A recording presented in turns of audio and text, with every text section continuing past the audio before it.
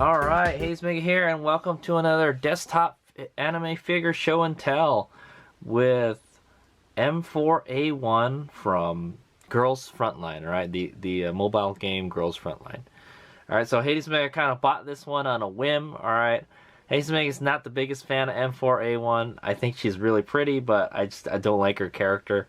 But this is the mod...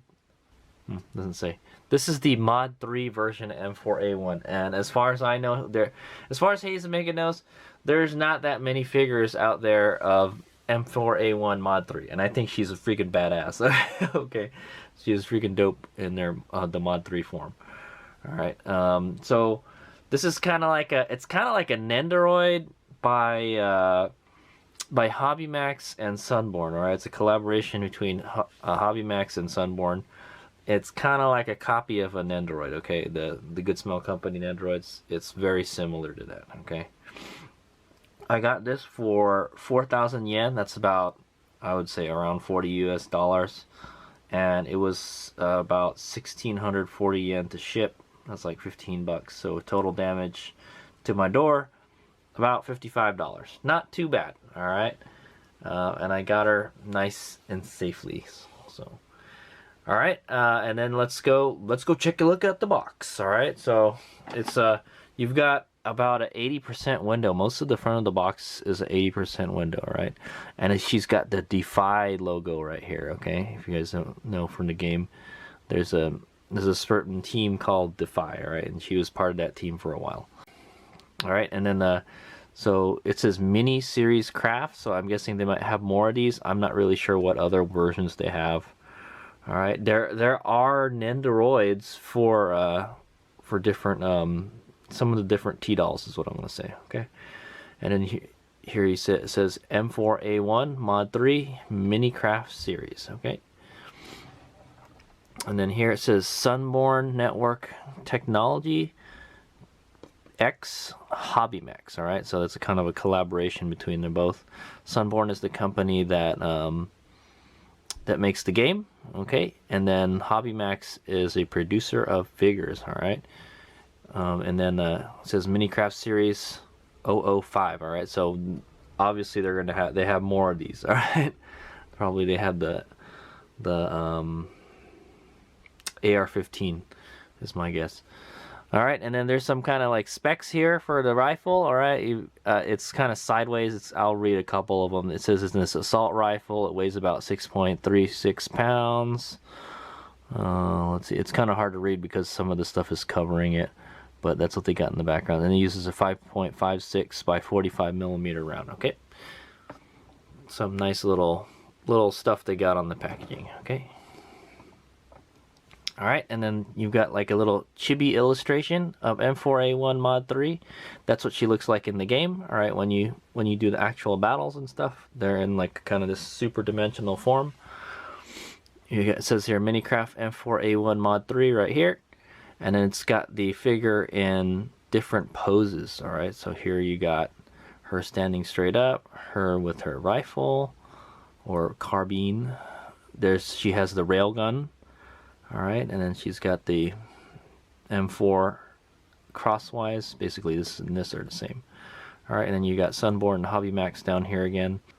In the background is just kind of these dots here, okay? Alright, and then there's the specs of the M4A1 carbine right there, and the outline of M4A1. It's kind of weird, like you can't like see all the specs. Maybe the specs are on side. There's the Girls Frontline logo. If you guys don't know, M4A1 is the kind of, she's on the Girls Frontline logo. Okay, she's got a silhouette right there. That's not actually the Mod 3's M4A1, by the way. Okay, and you got this kind of lime green swoosh coming down here.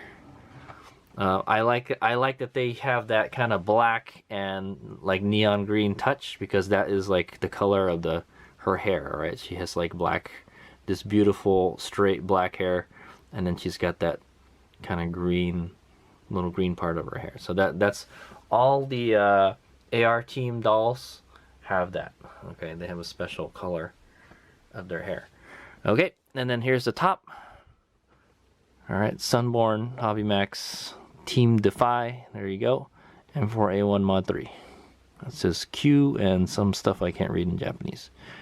Alright, and the background is kind of like this. The background's like all over the place on this guy. It's okay. It looks like a kind of a graph. All right, and then here you got a bunch of information in Japanese. It's a Minicraft figure, PVC ABS, TokyoFigure.jp. Okay, and their Twitter is Hobbymax Pro. All right. Okay, let's go unbox her.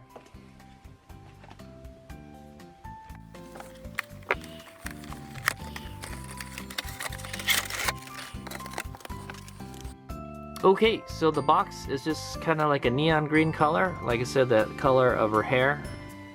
Alright, the optional color of her hair. And it's got the M4A1 on the back, Mod 3, and then the size of the round. And she's a 5-star doll. Yep, because she is a 4-star. And then when you modify her, she becomes a 5-star. Okay, and then there's the Defy logo on the bottom. Pretty cool. Would this make a good box figure? Yes, I think it would make a good box figure. The one that's nice and big. I may just put her back in the box. Hazemega doesn't really collect Nendoroids all that much, okay? Alright, continue on.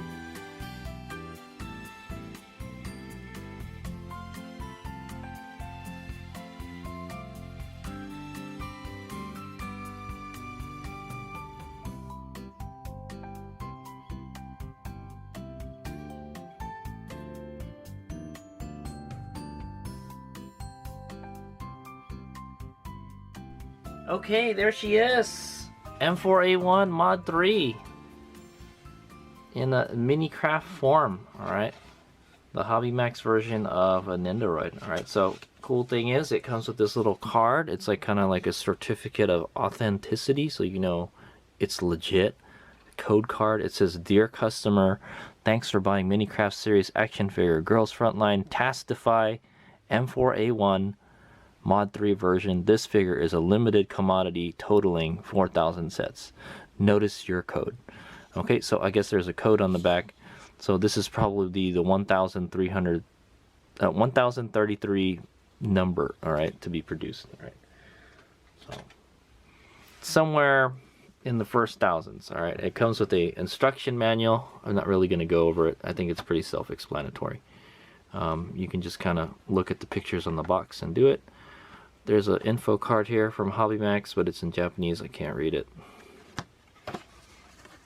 Okay, the Hobbymax stuff is really good. They always have kind of stuff like it. It makes it like, it makes it feel like you've got something special. Okay, I'll tell you that. All right, so here's what it comes with. It comes with the M4A1 figure already constructed mostly. All right, and you can swap out different stuff. It's kind of more like an action figure.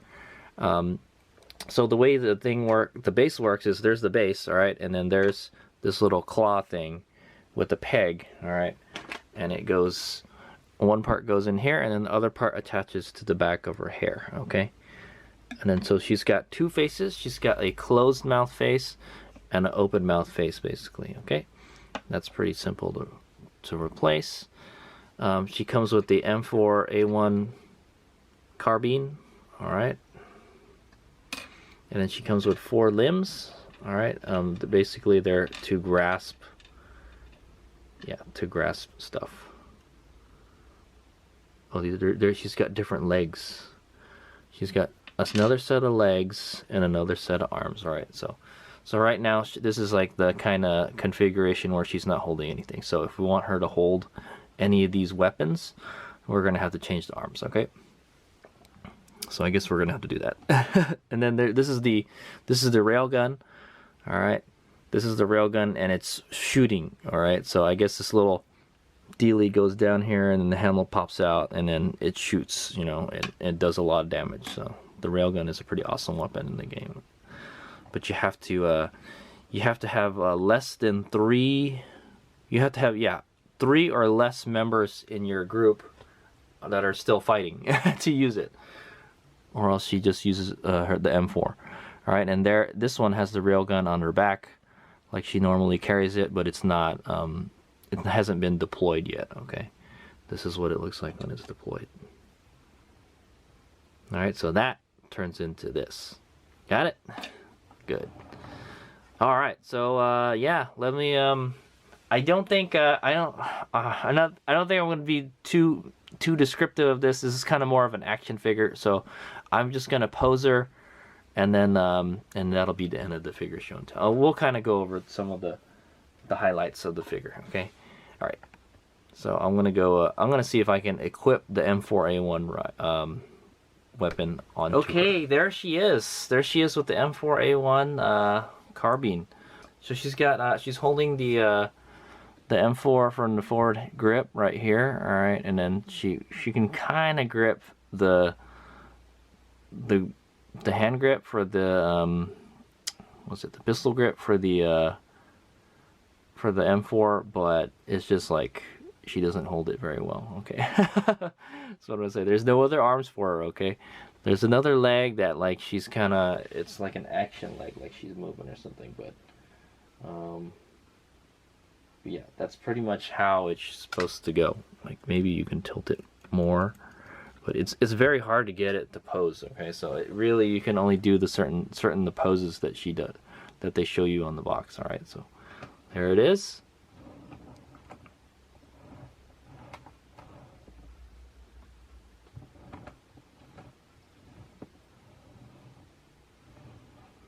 Okay, I will try to put the railgun on now. Okay, there she is with the railgun. All right, so I've changed the hands out and the legs, so so she can hold the. No. I changed the legs out. These are the kind of action legs. I guess they're supposed to kind of go. Yeah, I'm not really enjoying posing this figure. So let's see. I don't know how the legs work, man. It's kind of awkward posing this figure is what I'm gonna say. All right, but she's got the open mouth face on there too, and she's firing the railgun. All right, and I removed the railgun from her back because obviously she's using it, right? So she really shouldn't be on her back. I think, I don't know. Then where would the rifle go? That's a good question. But anyway, yeah, there she is with the railgun. Okay, I think I'm just gonna go put the M4 back on, and that should be pretty much the end. Oh, actually, let's take everything out. We're just gonna kind of quick. I'm not really gonna do the full scrutinization of the figure. I understand it's an action figure. It wasn't designed to be like, you know, super dupery accurate is what I want to say. But yeah, so she's got these stubby little legs here. She's got the knee pads on, and then one of her legs has showing more skin than the other. She's kind of got this skirt on. All right, from the Mod 3. She's wearing these gloves, and then she's got like, I think she's got like extra magazines and stuff. It's pretty nice. It's well detailed compared to, you know, how she is in the game. So she's got those things in her hair, all right, and then there's that green colored hair, all right, that signifies which part of the AR team she is. I think like Ro has the yellow one. I think. Let me take a look. Yeah, I think Ro is yellow, and I think M16 was like orange or something, and I think M4 Sop Mod is like red or something. Okay, yeah, so she's like, it's like kind of like she's wearing a skirt. All right, she's got the open mouth face on there. Okay. Paint is pretty good actually. Everything looks like it's in the lines, and that's what counts, right? Everything is in the lines. There's no kind of shading or anything, but everything has been well painted, right? Even the weapons. Okay, let's take a look at the weapons real quick. Alright, there's the weapon. This is the one that she attaches onto her back. Alright, all the lines are drawn really well. Okay, there's these circle parts that are yellow. Alright, all the lines here. There's like a strap around all this. Okay, and then this is the one that's firing. Alright, it's already, there's no construction required. It already thing. So basically one part of the weapon opens up, and then a trigger pop, a trigger and a handle pop out, and then she can fire it. Okay. Okay, and then there's like a simulated round coming out of it. Or there's a round coming out of it, poof, like a poof of air. Okay, and here's the M4A1 carbine.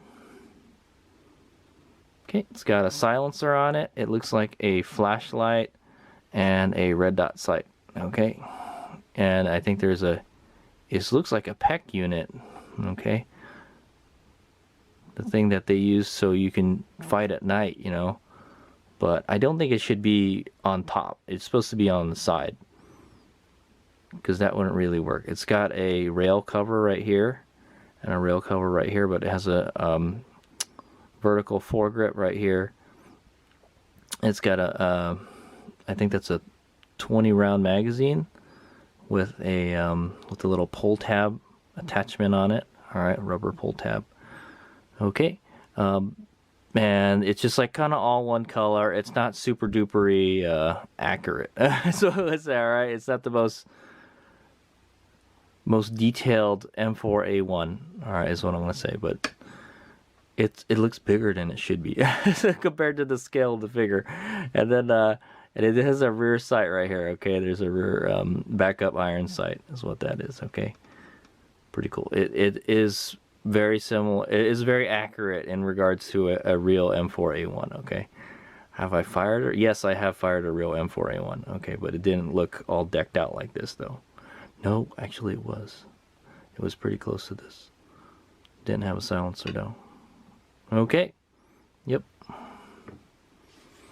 All right. Yeah. So there it is. That is the M4A1 Mod 3. All right, it comes with the two railguns, the one that she's firing and the one that's not firing.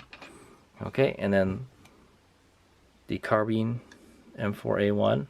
It's got extra set of hands, extra set of legs. All right, I think I'm just gonna pose her with the M4A1. All right, and another face with her mouth closed. Okay, I might just put the mouth closed one. Okay, thanks for watching. I'll get some 360 shots and close-ups. I got this for about $50 to my door from Hobbylink Japan. I don't know if they have them anymore, but I'm sure there's 4,000 of them that were produced. There may be some still for sale, or you can find her on the used market. All right, thanks for watching.